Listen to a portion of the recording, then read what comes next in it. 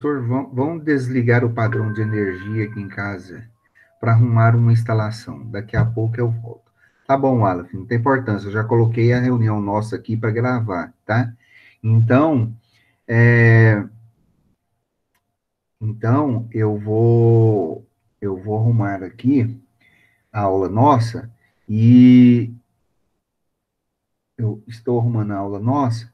Se entrar mais alguns, aí a gente faz a devolutiva da prova, porque é muito ruim a gente estar fazendo a devolutiva da prova e, e os colegas perguntando, né? Perguntando. Volta nessa questão, volta naquela outra, mas a devolutiva, todo jeito também, eu estou a devolutiva da prova está lá com as respostas, tudo certinho, já no Google Sala de Aula. Não está liberado. Assim que eu terminar aqui, eu vou lá e libero, tá bom? Mas vamos lá, então a gente tem que trabalhar um pouquinho. Deixa eu compartilhar uma tela com vocês e aí a gente vai conversando aqui. Gente, nós vamos falar essa semana de Karl Marx e o direito, tá? Karl Marx ele foi sociólogo, economista, jornalista, filósofo, lógico, e ele fez uma análise crítica, do sistema capitalista. Então ele é um filósofo que dentro do mundo das ciências sociais, ele, junto com Immanuel Kant, ele é um divisor de águas, né? Então, a partir daí dele, nós vamos ter muitos outros filósofos bebendo desta fonte de Karl Marx, e ele vai e ele vai trabalhando e vai fazendo esta crítica sobre o capitalismo, ok? Então, vamos falar um pouquinho sobre Marx. Deixa eu compartilhar uma tela com vocês dos slides aqui, do slide que nós vamos utilizar aqui hoje.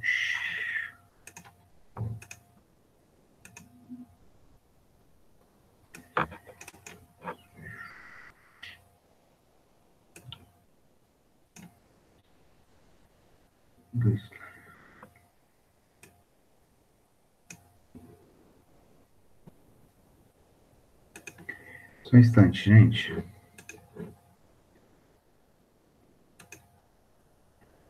Peraí que eu estou arrumando.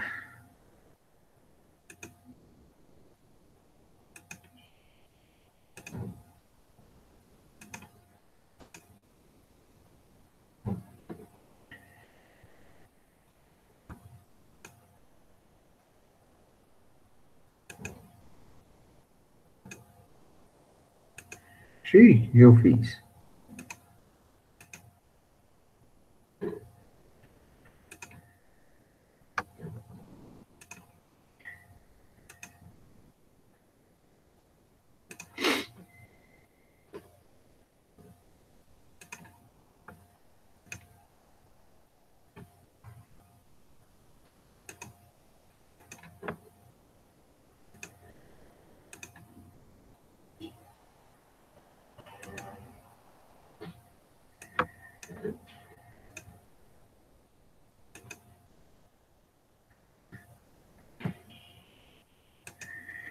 É,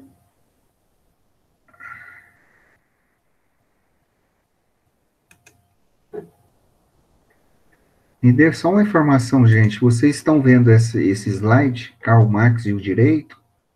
Pode responder no chat aí, por favor.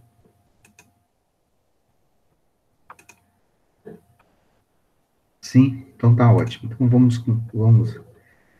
Beleza. Então,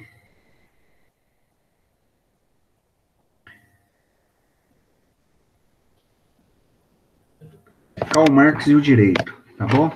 Então, vamos lá trabalhar um pouquinho, né? Alguém desmarquem aí, vocês estão conseguindo me ver? Não, né?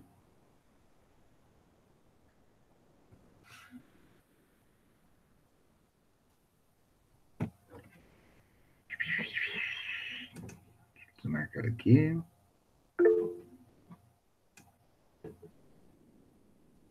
Aham, é isso mesmo, porque às vezes pesa muito. Então tá ótimo.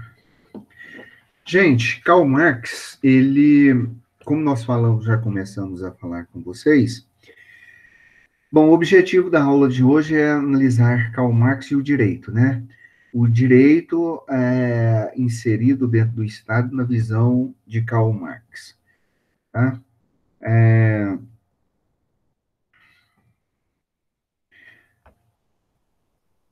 Karl Marx, ele recebeu três influências de grupos teóricos na Europa, né? E ele, como economista, ele estudou de Adam Smith e David Ricardo.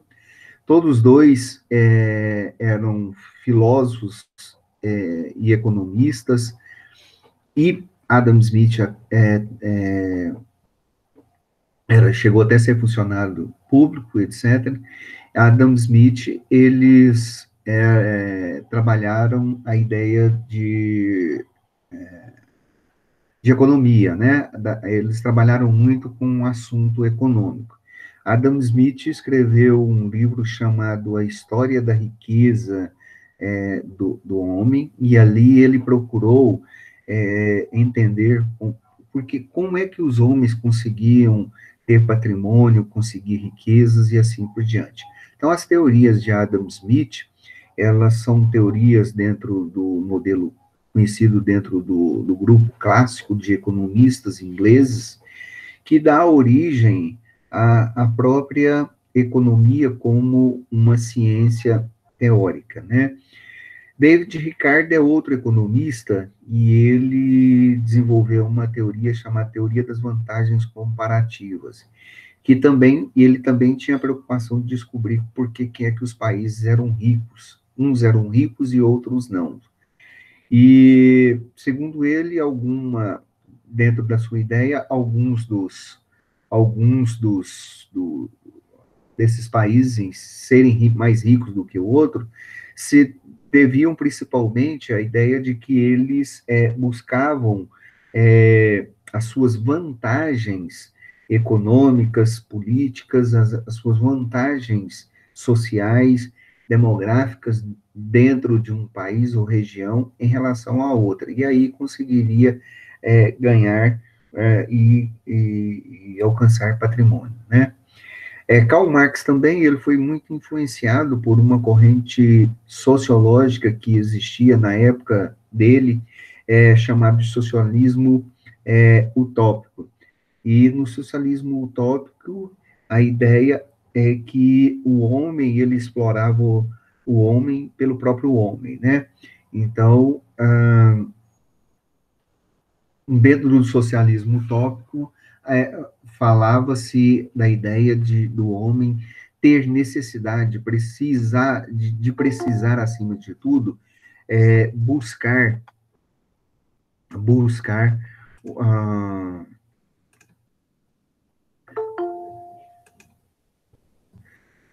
entrando pessoal, Giovana, Danilo, aí. Boa noite, de buscar uma autonomia, né? Então, para Marx, que foi influenciado por essa corrente também, ele vai dizer que a única forma de combater as contradições brutais do próprio capitalismo era por meio de uma revolução. E Karl Marx também, Karl Marx também, ele era alemão e, lógico, ele foi influenciado pelas ideias de Feuerbach e Hegel, né? Então, a partir dessas ideias aqui, ele criou a sua própria tese. Tese é uma proposição, e ali o seu método é um método dialético, que é um método que buscava a antítese, a crítica ao modelo social vigente, que era o caso no capitalismo, e dali ele propunha uma síntese, ou seja, uma outra realidade. de uma outra sociedade, uma sociedade capitalista ou uma sociedade socialista. Bom, a obra de Karl Marx, ela influenciou, então, como já falamos, de modo muito significativo, o pensamento de todos os filósofos é, a partir do século XIX e até nossos dias. O seu impacto é muito grande, é tremendo mesmo dentro do meio acadêmico, principalmente, e no meio político em nossos dias. Ah, o seu pensamento, ele promoveu grandes rupturas e diversificar uma forma de alcançar e de medir e de ver as perspectivas na modernidade, né? Até Marx, o ponto de filosofia das ciências humanas, o ponto de partida das filosofias das ciências humanas era um indivíduo. O indivíduo era considerado a célula da sociedade, tudo girava em torno deste indivíduo. A partir desta concepção, diversos autores, por exemplo, vão filiar-se à ideia de que o homem é autônomo e que ele pode buscar criar, desenvolver a sua própria autonomia, né? Um instante que eu estou aqui. Isso, liberei para mais um. Que ele busca a sua própria autonomia, né? Então, alguns autores, nesta ênfase que nós estamos falando, foi os autores contratualistas. Alguns deles vocês até já estudaram, com o professor Teberges lá em Ciência Política, né? Esses filósofos contratualistas, eles afirmavam que a sociedade e o Estado eram formados por meios de um pacto social entre os próprios seres humanos, né? Dentre esses filósofos contratualistas, vocês já devem ter estudado John Locke, Thomas Hobbes, Rousseau e entre outros, né? Pois bem, eles afirmavam que o Estado era, então, fruto de uma convenção social, tá? E que a vontade individual era soberana, que a vontade individual é que fazia o Estado ser o que ele era, ou seja, uma instituição muito forte. A partir desta noção de representação política, onde o ser humano era autônomo e que ele tinha capacidade de decisões, é, a, a política começa a partir da ideia de que um indivíduo é um ser autônomo e consciente que ele pode escolher os seus representantes por meio do voto. Bem, no caso do direito, as diversas disciplinas que vão estudar de modo técnico seus ramos partem dessa identificação do ser individual como um agente, como aquele que tem responsabilidade e que pode tomar posições e atitudes diante da sociedade. Então, a partir daí, o direito vai se estruturando a partir, por exemplo, o direito civil, por exemplo, vai se estruturando diante da pessoa física que vai celebrando os negócios jurídicos, que possui bem, que vai constituindo família e que eventualmente vai participando das pessoas jurídicas, da formação de uma empresa e assim por diante. No direito do trabalho, o trabalhador, as relações vão se estruturando entre empregado e empregador. No direito do consumidor, vai se estruturando nas relações entre consumidor e fornecedor. Então, vai havendo um olhar jurídico que sempre encontra nos indivíduos aquelas pessoas responsáveis pelas relações sociais de uma maneira geral. Bom, Marx, ele rompe com esta crença ao negar a existência do ser humano em si ou na sua própria natureza, fora das relações sociais. O ser humano, para ele, é social desde que nasce nas mãos de um médico ou de um parteiro. Qualquer consideração a respeito de sua essência individual não passa por mera especulação, sem um fundamento científico na concepção de Karl Marx. E aí ele passa a analisar a sociedade capitalista, e nessa sociedade capitalista, Marx vê, antes de indivíduos, ele vê relações de produção e relações de mercadorias.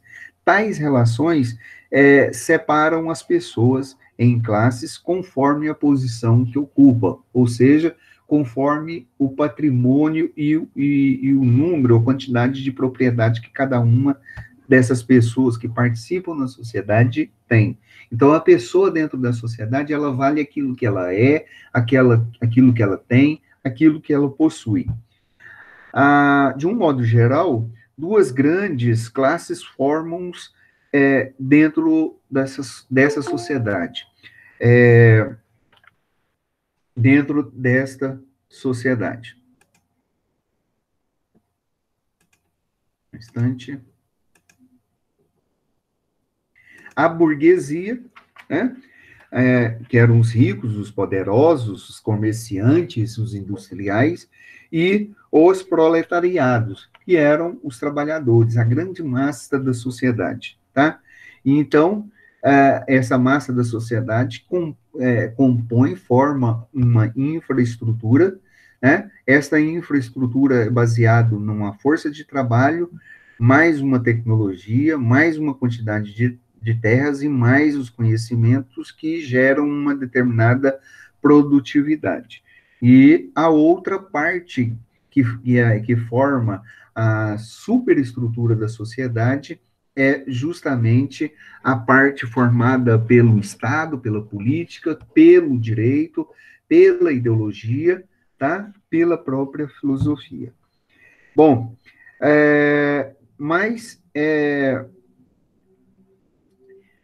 essas duas classes, burguesas e proletárias, elas estavam sempre em contradição, elas estavam sempre em luta. E fazer parte de uma ou de outra faz toda a diferença dentro do pensamento de Karl Marx, tá? Faz toda a diferença na própria caracterização do próprio indivíduo, que só será humano de forma abstrata, ou seja, ele é humano porque ele nasceu. Ele é humano porque tem características de um bicho, entre aspas, humano. Isso é uma característica, isso é algo abstrato na concepção de Karl Marx. Por quê? Como nós já falamos, para Karl Marx, o indivíduo só é pessoa na medida o indivíduo só é pessoa na medida em que ele é um ser objetivo, que ele tem alguma posse de alguma maneira ou de outra. Continuando ainda, né? Essa diferença faz muito muito importante dentro desta ideia, dessa concepção de Karl Marx, tá? Pois isso acaba influenciando o modo de ser de cada indivíduo, que logicamente vai entender pela sua condição classista, ou seja, se ele é proletário, ele pende pelas relações trabalhistas, se ele é um capitalista, é lógico que ele vai pender pelas relações do capital, do dinheiro. Bom, para Marx também, ele vai romper com essa ideia de racionalidade consciente e espiritual, movimentando a história e determinando os passos da humanidade. Ele rompe nesse sentido porque Adam Smith falava que o mundo, ele seguia uma ordem natural das coisas, e que bastava as pessoas seguirem a ordem da natureza, que o laissez-faire, laissez-passer, ia fazer com que a sociedade e o próprio mercado se autorregulamentassem. Para ele, isso não era, essa coisa não funcionava assim desse jeito, né? A perspectiva dele era totalmente diferente.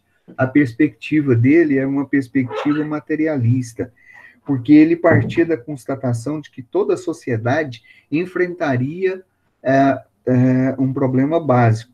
A solução repercutiria deste problema, que era um problema econômico, repercutiria em todas as demais instâncias das relações sociais.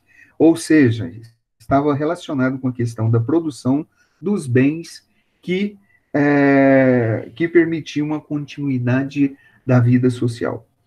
Sem alimentos, casas, roupas, por exemplo, eventualmente armas, na concepção de Marx, nenhuma sociedade poderia subsistir. Ele teria que produzir, ele teria que buscar um significado concreto de suas crenças e valores. Mas essa solução ao problema de produzir os bens não se dava de maneira pacífica. Isso era uma maneira muito conflituosa, os trabalhadores eram extremamente pisoteados, como vocês estão vendo aqui na figura acima, eles eram explorados por uma classe capitalista dominante que marginalizava os trabalhadores, né? E essa exploração gerava esses muitos conflitos, muitas tensões, que, por sua vez, terminavam fazendo com que a sociedade vinha a se modificar. Logicamente, modificaria na medida em que modificaria e poderia melhorar na medida em que os trabalhadores deixassem de ser pessoas alienadas e tomassem posições e atitude contra essa exploração voraz do espírito capitalista. Em outras palavras, na visão de Karl Marx, né, a sociedade produz bens de modo dialético e que gera conflitos entre essas classes sociais e entre forças produtivas e relações de produção que movimentam suas histórias. A evolução histórica, então, não deriva de escolhas racionais, de movimentos conscientes de indivíduos ou de seus representantes, mas das contradições irracionais nas formas como os bens são produzidos, ou seja, nas relações econômicas. O movimento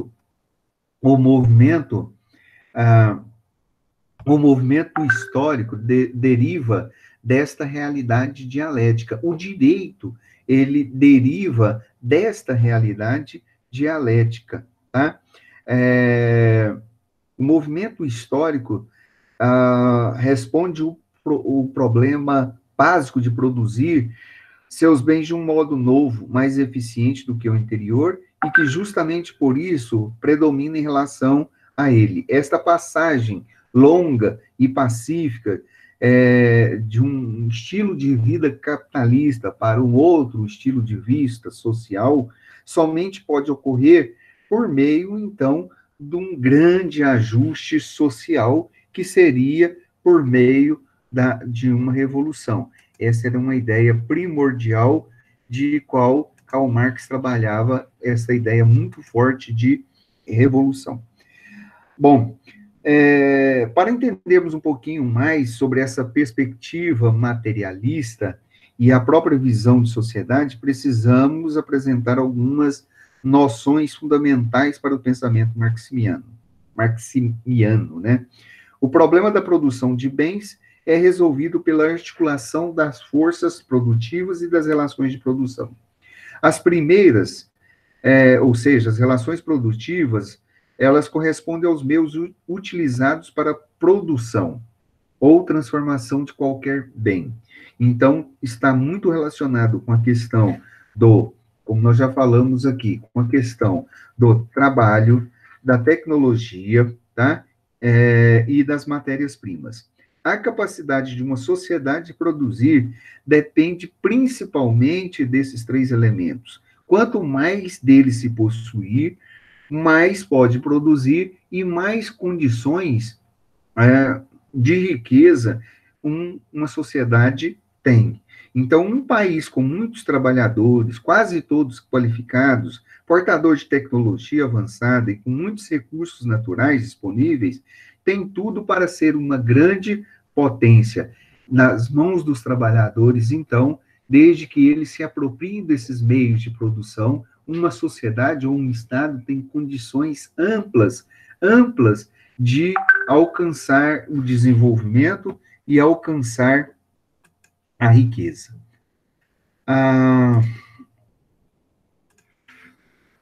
Bom, mas a capacidade dessa produção não é fácil de ser tomada.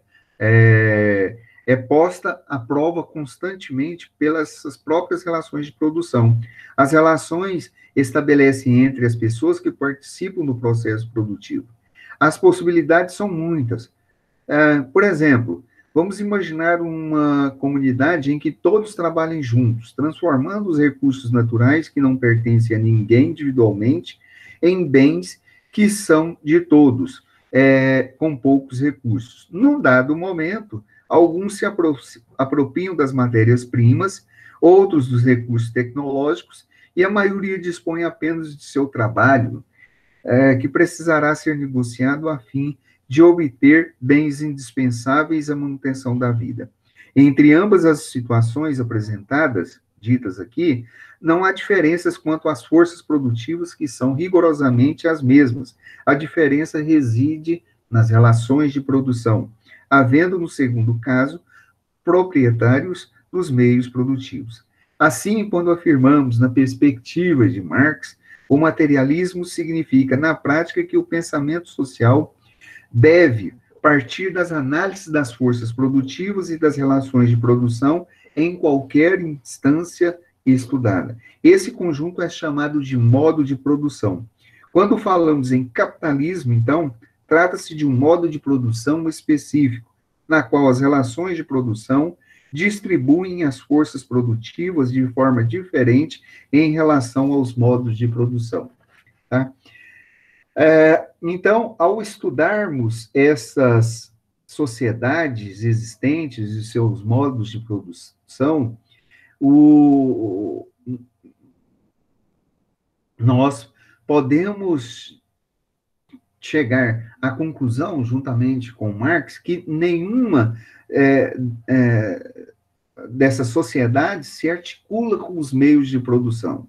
Né? A ideia de trabalho, tecnologia e matéria-prima de modo racional ou de privilegiar a concretização máxima da potencialidade humana de seus membros. Pelo contrário, muito pelo contrário, tá? Sempre surgem pessoas que passam a compor uma sociedade que controla a produção e deixa a maioria apenas a condição de ser trabalhador e levar uma vida miserável.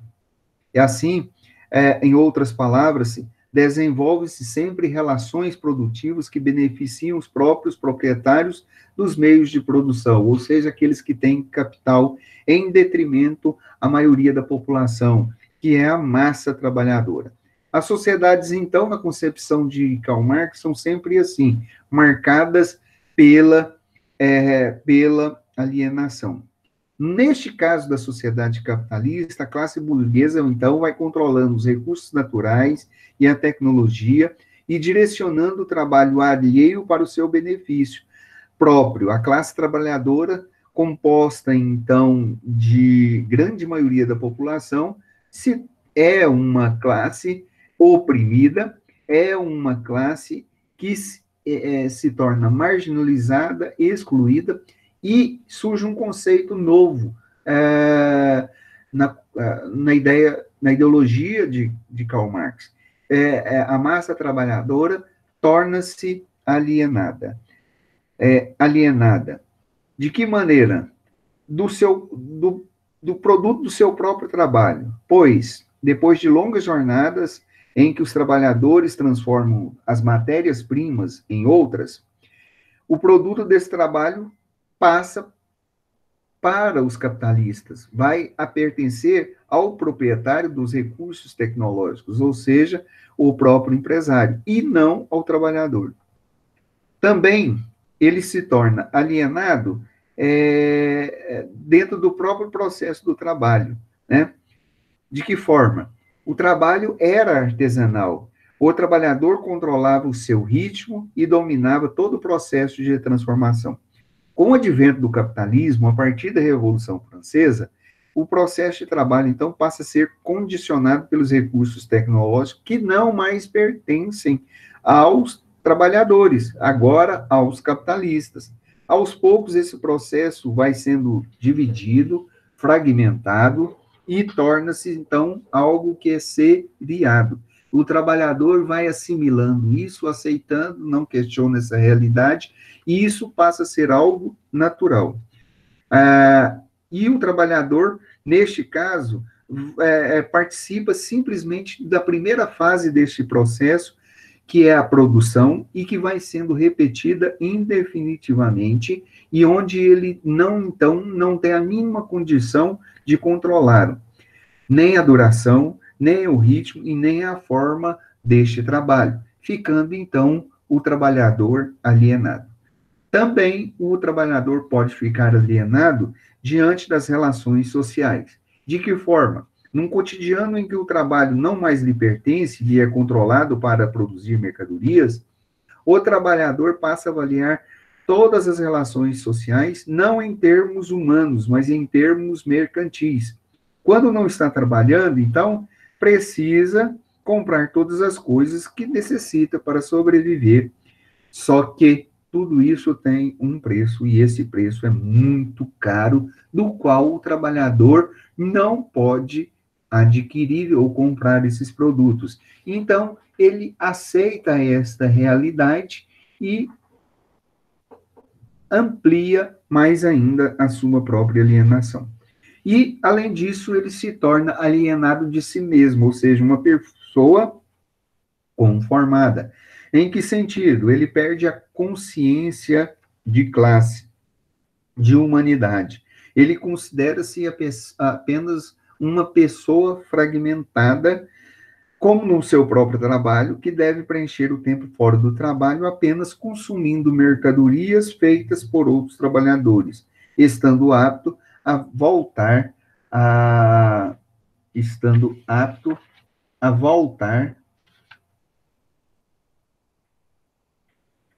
a trabalhar no dia seguinte. É como se ele se sentisse parte de uma engrenagem, do qual tudo é normal e satisfeito a ele próprio, né? Uma questão que atormenta muito a Marx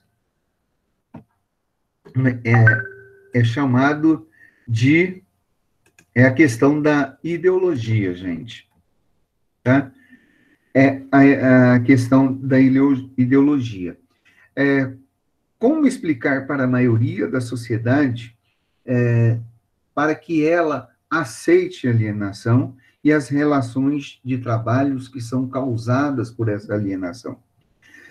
Se estão em maior número, ou seja, se os trabalhadores estão em maior número, se são fundamentais para a sobrevivência da sociedade, por que não se unem e derrubam a minoria, rearticulando as relações de produção em benefício geral?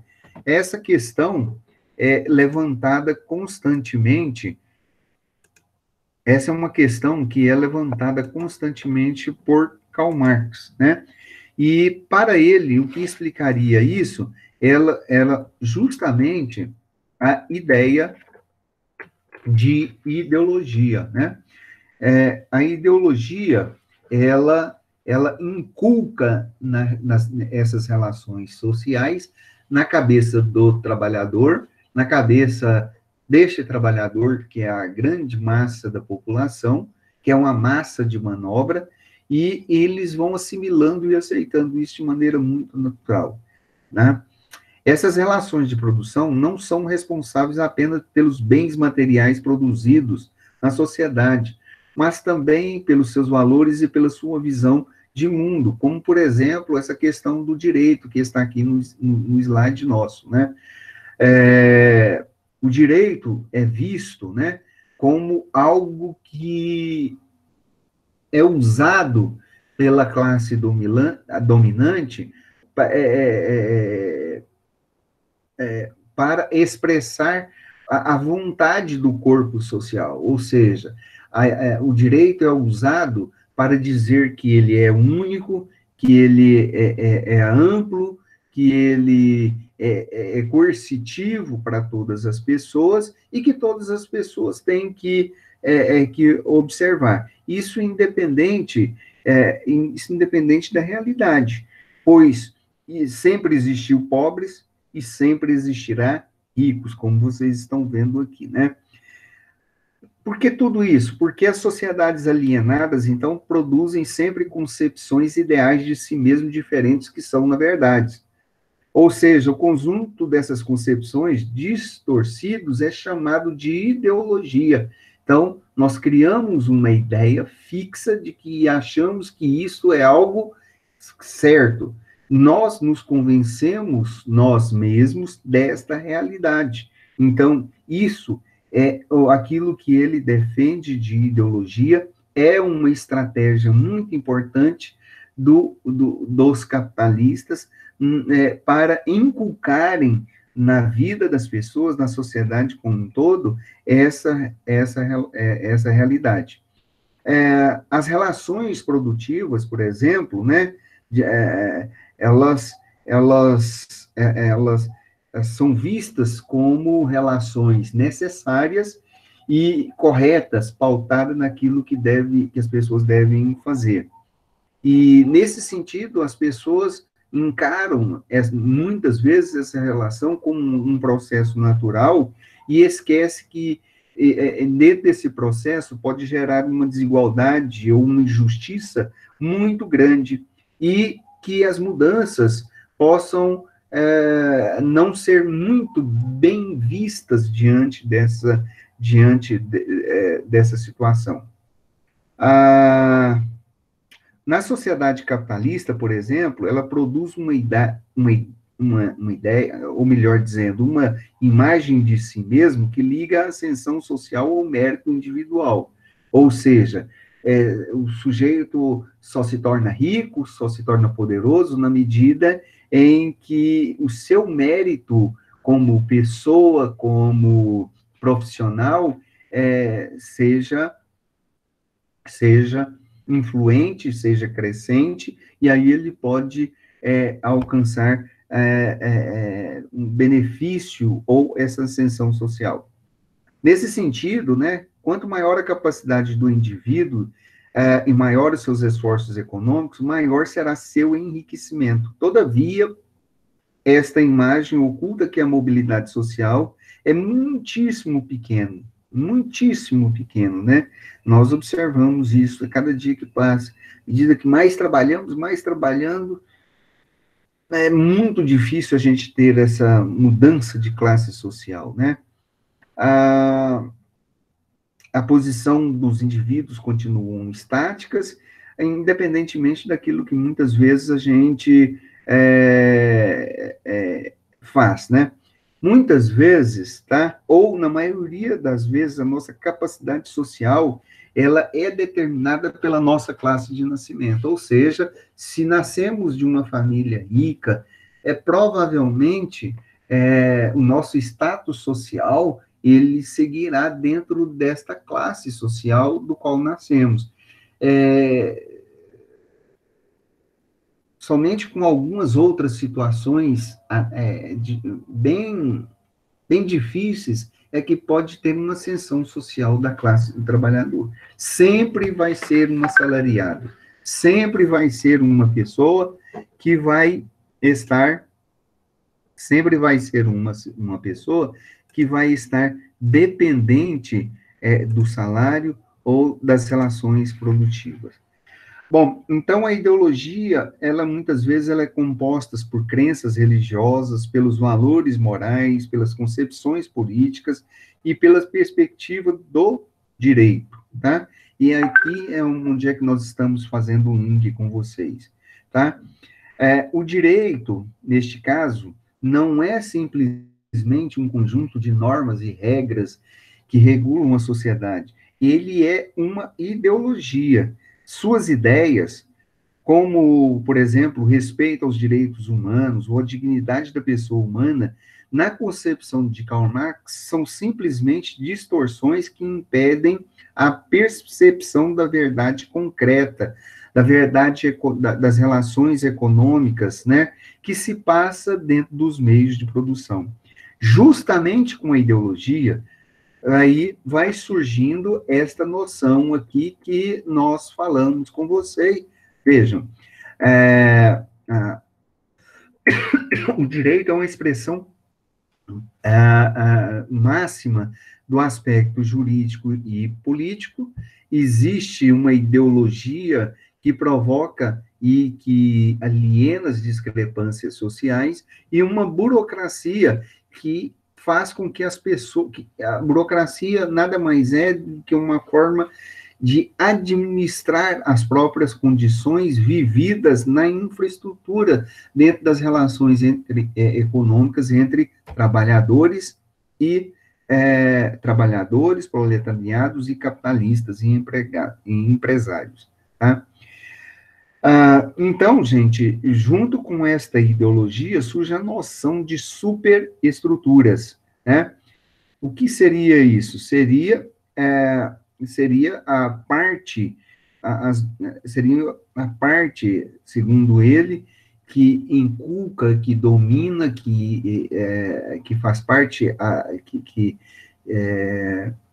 convence a sociedade desta realidade certa, tá?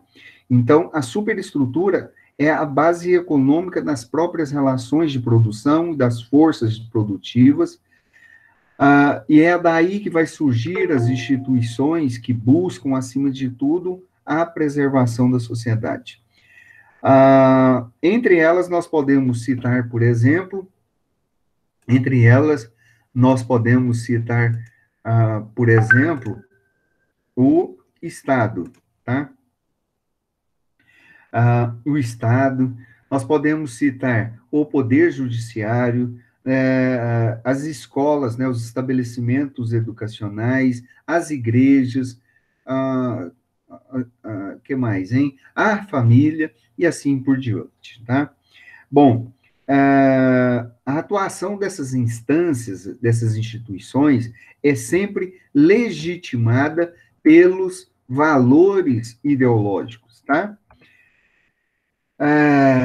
Preconizando essa ideia de bem comum. Olha, a gente tem que valorizar os princípios, os valores crescentes dentro dessa sociedade, pois a sociedade chegou até aqui justamente porque está baseando nesses valores, nesses princípios, no direito, na moral, e assim por diante. Então, as pessoas devem preservar isso aí, buscar isso aí. Na verdade, o que a ideologia está fazendo nada mais é do que preservar o próprio bem da classe dominante.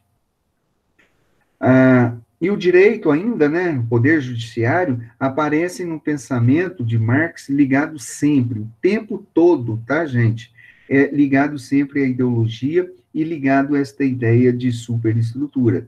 Não despertam seu interesse em termos de estrutura. Ele foi pouco analisado neste sentido aqui por Marx. Marx estava muito mais preocupado em discutir uma teoria econômica, tá? Ele trabalha muito mais isso. Então, analisar a religião, ele chega até a analisar.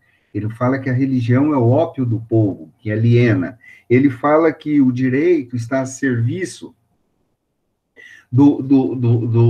da classe dominante, mas ele não estava preocupado, porque isso era uma concepção de que isso era certo, correto, isso já era algo que era pacífico dentro da teoria de Karl Marx, né? Então, para Karl Marx, a ideia principal era essa busca, tá, gente? Era essa busca do entendimento que o homem ele é um indivíduo que é autônomo e que pode buscar mudanças e transformações. Isso era uma realidade. Mas, acima de tudo, ele deveria ter consciência das relações de classe, ele deveria ter consciência das relações econômicas, pois é essas relações econômicas que condicionam um indivíduo. Mesmo ele sendo autônomo, ele acaba sendo influenciado e dominado pela estrutura econômica vigente, do qual ele faz parte e onde ele não consegue mudar essas relações. Mesmo por meio do conflito, isso é muito difícil para ele, principalmente porque ele é anestesiado, ele é alienado pelas condições ideológicas a ele impostas, tá? A ideia de justiça para Karl Marx, né, tem que passar por essa questão de repartição de riquezas, de mais oportunidades, principalmente para os fracos e oprimidos, né? A concepção justo para ele é aquilo que é o que se coaduna com a satisfação das necessidades econômicas do ser humano. Se vocês olharem aqui nesse slide, né, vou pagar o aluguel. O trabalhador ele recebe um salário. Esse salário é um salário mínimo que mal dá para pagar as suas despesas diárias. Então, tá aí. Então, eu vou pagar o salário e eu vou comprar uma cesta básica, né? O interessante é que a parte do salário, né, ele vai pagar o aluguel para o capitalista. E o mínimo, ele vai gastar, que ele gasta o mínimo do mínimo para a sua própria subsistência, né? Esta ideia aqui do lado do porquinho, né, de poupança, isso aí é algo inimaginável para o trabalhador. O trabalhador não consegue fazer poupança, tá? Veja um patrão aqui também do lado falando, se você não trabalhar direitinho, você não vai ganhar o seu saláriozinho, né? Ou seja, o trabalhador, veja a posição dele como se fosse um cachorrinho adestrado, né? Lá, esperando receber ali a sua raçãozinha, o seu petiscozinho, e fazer aquilo que o capitalista quer que ele faça, né? Então, o trabalhador é uma massa de manobra, o trabalhador, ele é explorado, o trabalhador, ele é excluído dessa relação toda, e o direito favorece isso daí. O direito, ele impõe uma carga muito pesada ao trabalhador, e de tal maneira que ele não consegue livrar-se desse fardo, né? Vamos pensar, por exemplo, um trabalhador, ele tem que pagar, todo mundo tem que pagar imposto, mas vejam, o trabalhador, ele trabalha, depois que ele trabalha, ele recebe seu salário, mas o imposto sobre aquilo que ele produziu, né, o imposto da renda que ele está tirando, já é descontado na fonte antes mesmo de ele receber o próprio salário em espécie. Em alguns países, em alguns países, por exemplo, os capitalistas representados, no caso, assim, pelos empresários, por exemplo, eles pagam imposto, mas primeiro eles compram a matéria-prima, transformam essa matéria-prima, negociam essa matéria-prima, e somente depois que eles vendem essa matéria-prima é que eles vão pagar o imposto. E isso, quando no meio do caminho, eles não sonegam.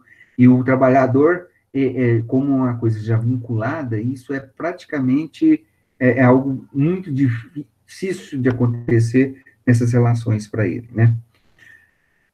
A condenação marxista da escravidão e da mais-valia, com os métodos de apropriação do trabalho humano, pressupõe um direito inalienável do ser humano à propriedade do próprio trabalho. É algo como se fosse inerente ao próprio trabalhador, ou seja, na concepção de Karl Marx, a exploração. A exploração, o pagamento de um trabalho injusto e etc., né? Essa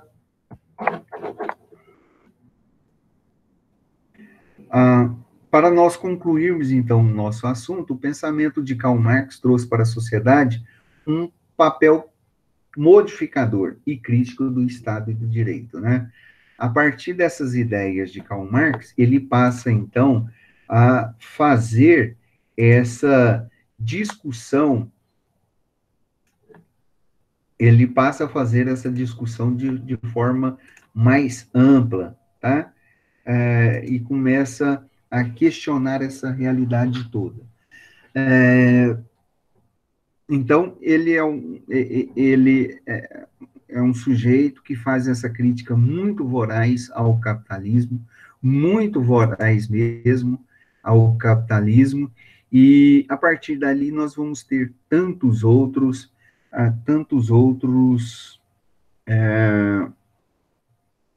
que vão retomar os estudos dele e que vão fazer essa mesma crítica. Sobre Karl Marx, nós vamos ficar por aqui agora. Eu queria perguntar, alguma dúvida, Camila, a Bruna Calafange, Jonathan, Ítalo, né? A Emirene chegou um pouquinho mais tarde, a Giovana, mas tá tranquilo? Olha, eu estou gravando isso daqui a pouco a gente converte o link para vocês, e dentro de instantes tá aqui para vocês, ok? Tô, Tá Emirene, me pode ouvindo? falar. Não, peço desculpa ao professor e também aos colegas, mas é porque eu estou em Pirinópolis e você viu que eu entrei Sim, umas três aham, vezes e saí e eu tô sem computador aqui e eu tava no celular, então tá caindo a conexão toda hora. Peço desculpa para vocês. Fiquei muito chateada que eu não participei da aula. Mas se tiver a gravação, se você puder mandar para daqui mim, a, eu agradeço. daqui a pouquinho, Emirene, eu vou... Não, tem a gravação, sim, pode ficar tudo despreocupada sobre isso, Ah, e eu até no início tinha falado, olha, eu vou mandar a gravação para a Emirene, para ela colocar no grupo dos alunos, né? Vou colocar no grupo nosso, que nós fizemos Filosofia do Direito, e vou disponibilizar também lá na sala de aula, no Google Classroom, lá, tá? Então, os três locais. Daqui a eu pouco eu vou estou mandar para você. certo. Eu estou aqui em Pirinópolis porque meu filho acabou de ter um bebê, né? Meu filho não, minha nora, né? Então eu estou aqui Tá, neto. que Mas ótimo. amanhã eu já estou de volta, porque amanhã eu trabalho. Eu não trabalhei nem ontem nem hoje. Amanhã eu trabalho. Então eu estou saindo daqui amanhã às 6:30 da manhã. Aí Aham. fica tudo certo. Mas eu agradeço Parabéns, pela. parabéns, parabéns para você, parabéns para o seu filho, né? Obrigada. Norinha, é homem, Heitor. Heitor? Meu Heitor. Ah, que ótimo, parabéns, parabéns Obrigada. mesmo. Olha, Emirene, eu estava conversando com o pessoal aqui, Sim, amanhã eu já vou postar as notas de vocês, né? Essas certo. notas de vocês, só que eu não vou colocar assim, por exemplo, Emirene Bastos, Giovana Ramos, não vai vir só o número da matrícula. Então, cada Certo. um tem que pegar o número da matrícula e olhar a sua nota. Por que Certo. isso? Porque isso aqui é para tornar público, né? Só que, como é um sistema só, então não pode todo mundo ter acesso à nota de todo mundo, assim, Tá sei lá, correto, né? questão Cada de um tem a sua estrangeira, essas matrícula coisas, né? individual. Então, tendo o número da matrícula, vocês podem olhar normalmente, e se tiver algum problema com relação à nota, se a nota tiver lançada errada, se algum problema, é só fala, se você autorizar, eu sei que você tem muito trabalho ou serviço, fala com você, que é representante, ou então manda um e-mail para mim, pega lá no Google Sala de Aula e me envia. Pode ser assim para vocês? Sim, claro, para mim tá de boa, Então tá tá? bom.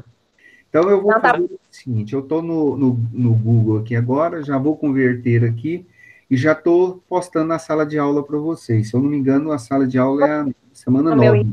WhatsApp, aí eu mando também no grupo, tá bom? Isso, eu vou te mandar, que aí você manda no grupo, então. Tá, e eu também vou, eu quero ouvir a aula agora também, Tá? tá?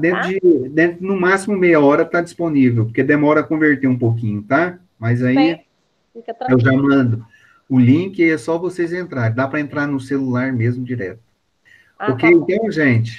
Deixa eu Então parar tá. aqui. Obrigada, tenha uma boa noite para todos aí. Até mais. Então, vai. Então, Saudade de todo mundo. Tchau, com Deus. um abraço, tá, gente?